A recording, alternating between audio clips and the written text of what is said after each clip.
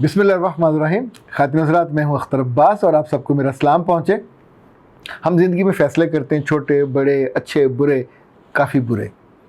इन फ़ैसलों की वजह और ख़राबी कहाँ पे होती है? क्या घर से बाहर होती है, घर के अंदर होती है, दिल के अंदर होती है, नीयत के अंदर होती है, इरादे के अंदर होती है? कहाँ होती है जो हमें तकलीफ़ ज़्यादा पहुँचाती है, हमारे प्यारों को तकलीफ़ ज़्यादा पहुँचाती है? इस एक हफ़्ते में तीन चीज़ें ऐसी हुई। एक तुर्की से हुई, एक खातून ने वहाँ से रब्ता किया, वो अपने मियाँ के साथ वहाँ हंसी खुशी रह रही है। दूसरी लाहौर से थी, तीसरी फैसलाबाद से थी। इनमें 2 लड़कियों ने रब्ता था और एक लड़के ने किया। तो पहले हम ये देखने की जो तुर्की वाली खातून है वो क्या कहती हैं। पर उससे पहले मैंने जब ये पढ़ रहा था उनका मैसेज और उनसे बात हो रही थी, तो मैंने सोचा रिश्ते 4 तरह के होते हैं। आप ज़रा ये ज़हन में रखिएगा।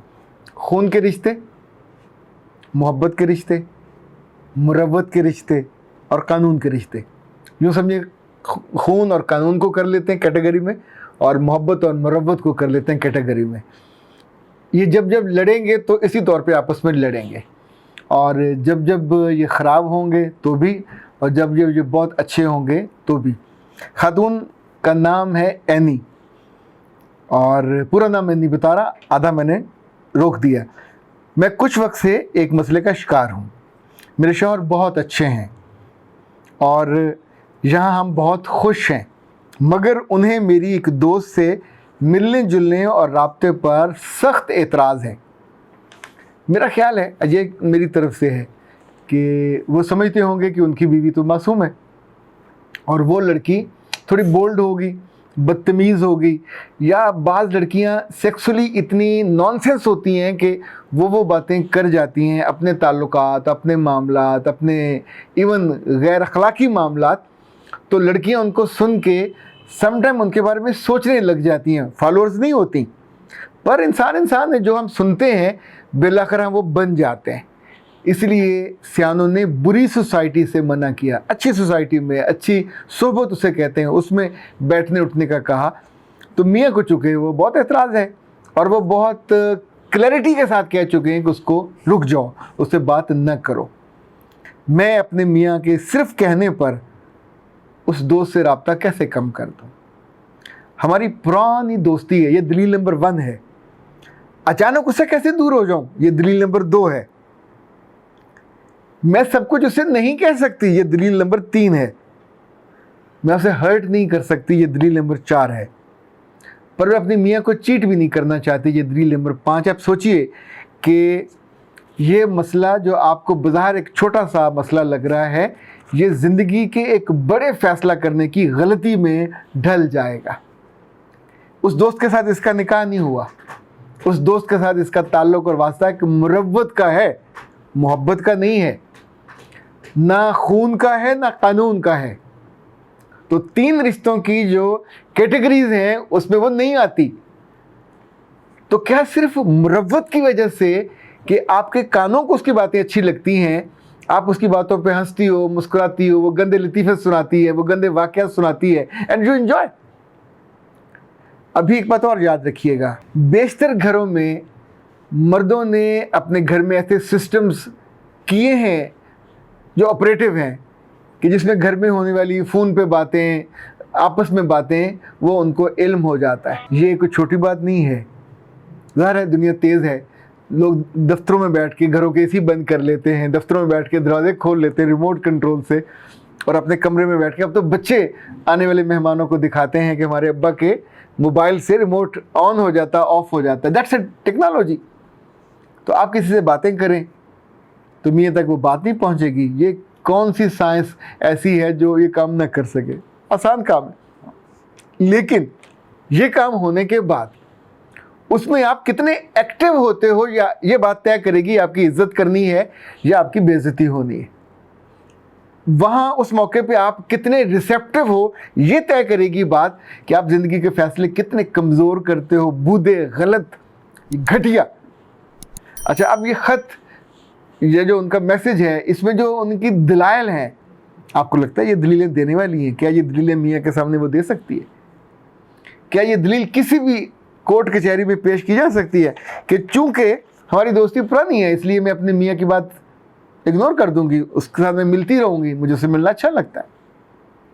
अचानक उससे कैसे दूर हो जाऊं?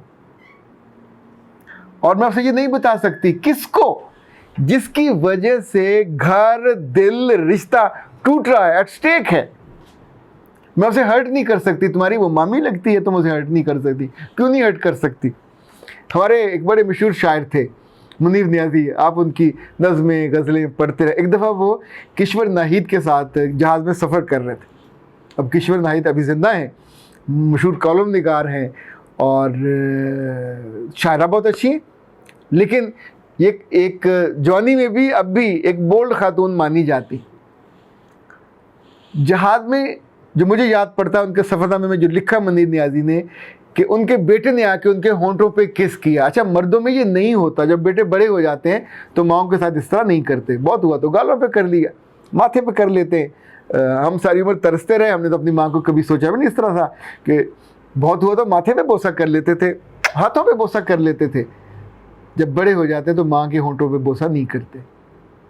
अच्छा, जो उस सफ़र में जो किश्वर नाहिद ने बातें की, उस वक्त उसके मियाँ मेरा ख्याल फौत हो चुके थे। तो मुनीर नियाज़ी ने बाद में कहा कि इस औरत से तो औरतों को भी पर्दा करना चाहिए, मैं अपनी बीवी को इससे पर्दा कराऊंगा। अच्छा, ये ऑन रिकॉर्ड है। इतने बड़े शायर ने अपनी एक हमअसर के बारे में उसके मिजाज और टेम्परामेंट की वजह उसने किसी मुरब्बत का लिहाज नहीं किया, इसलिए कि अपने घर में आप उसको बर्बादी कैसे उसको दर आने देते हो। जो दूसरा वाक़या हुआ फैसलाबाद में हुआ, और उस लड़के ने, वो इंजीनियर है, उसने जिससे शादी की है, अच्छी लड़की है, फैमिली की है, उसकी फैमिली ज़्यादा बड़ी है, बिजनेसमैन फैमिली है। तो चचों के बच्चे, मामूओं के बच्चे, ताओं के बच्चे, जेठों जेठानियों के बच्चे, ज़ाहिर है सबके लड़के उसके हम उम्र हैं। तो शादियों से पहले उस ख़ानदान में बैठने का, पार्टियाँ करने का, खाने पीने का, सैर स्पॉटों पर जाने का बहुत रिवाज था। तो उसने कहा जी, ऐन शादी वाली रात जब मैं अपने कमरे में पहुंचा तो मेरी बीवी के एक कज़न के मैसेजेस उसके मोबाइल पे आए, और ये वॉइस मैसेजेस थे। तो मैं जब बेड पे पहुंचा और तो मेरी बीवी फटाफट उसको डिलीट कर रही थी, तो मैंने उससे मोबाइल लिया कि इस दिन इस मौके पे कौन मैसेजेस कर रहा है। तो जिसके आए थे, मैंने पूछा किसके थे, उसने कहा मेरी वो फूफो के बेटे के थे। अच्छा, फूफो के बेटे को ये भी जानता था, उसका हम उम्र था, उससे कोई 1-2 साल बड़ा था, शादीशुदा था। उसने भी साथ ही मैसेज डिलीट कर दिए। अब सोचिए, पहला दिन है, पहली रात है, पहला घंटा है, और कौन घटिया आदमी होगा जो दूसरे की प्राइवेसी में घुसेगा। चूंकि आपने उसको लीवरेज दिया, गलत फैसला किया, मुरव्वत से काम लिया। ऐसे अहमक को अगर सेंस नहीं है तो खुद आपको ये सेंस होनी चाहिए थी कि आप उसको इनकार करते या मैसेज ना लेते, उसे शटअप कॉल देते, या पहले से बताया होता कि दिस इज़ माई लिमिट। अब आप आज़ाद परिंदे और आज़ाद पंछी नहीं हो, एक घर में हो, उस घर की इज्जत हो, बाबा इज्जत बन के रहो ना।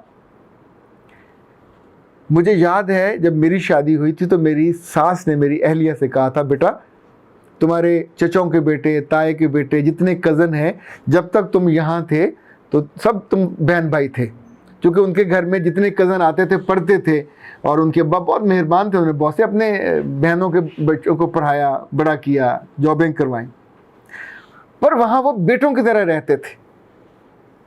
पर अब जब तुम ब्याह के जा रही हो तो ये तुम्हारे कज़न होंगे। अगर तुम्हारा मियाँ कभी चाहे इनको बुलाना, इनसे रब्ता करना, तो ये तुम्हारे घर जाएंगे। इनका फ़ोन तुम्हारे लिए मियाँ की इजाज़त के बिना क्रॉस। तुम्हारे ख़ानदानों में से, कज़नों में से अगर किसी के बच्चे हैं, कोई बीवी वाला है, फैमिली वाला, तो वो फैमिली के थ्रू तुम तक पहुंचेगा, अकेला कोई मर्द तुम तक ना पहुंचे। ये हमारे ख़ानदानों में, इज़्ज़तदार ख़ानदानों में ऐसा नहीं होता। मैं अपनी मदर इन लॉ की हमेशा दिल से इज़्ज़त करता हूँ, उनकी विजन की भी और विजडम की भी। तीसरी शिकायत भी एक लड़की की थी, उसने भी अपनी मियाँ की शिकायत की कि वो कहता कि तुम अपने क्लास फेलोज़ को और अपने कज़नों वज़नों के फ़ोन क्यों अटेंड करती हो। ख़ातिन हज़रात, जहाँ जहाँ आप छोटा सा सुराख रखते हैं, ये सुराख बड़ा हो जाता है।